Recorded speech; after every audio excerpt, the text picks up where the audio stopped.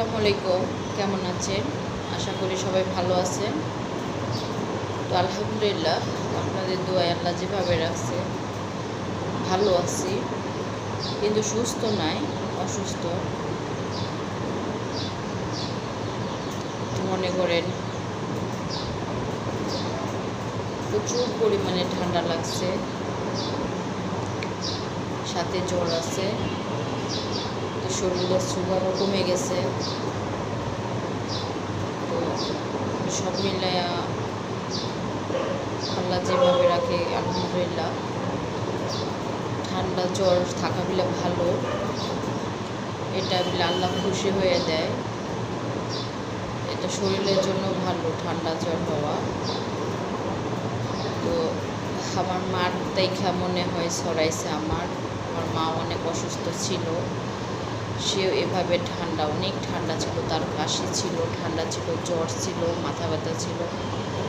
তো আমার মাথার প্রবলেমটা হয়তো চশমা দিয়ে রাখি দেখা মনে হয়, আমি বুঝতে পারি না।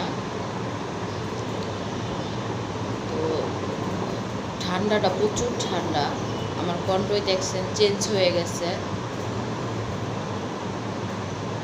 তারপরেও আমার যে কাজ ওটা করতে হবে। কেউ মনে করেন আমার কথা বোঝে, কেউ বোঝে না। তো সবাই একটু দোয়া করেন,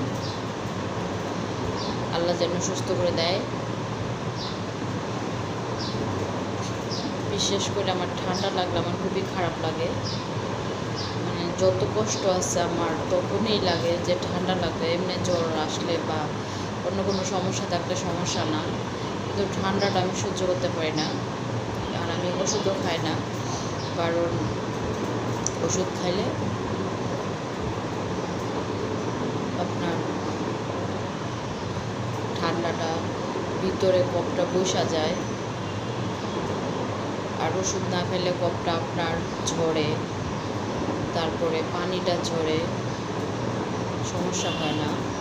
এই জন্য হয়তো আমার মাথা ব্যথাটা ওরকম নাই, যেহেতু আমি ঠান্ডার ওষুধ খাই না কখনো।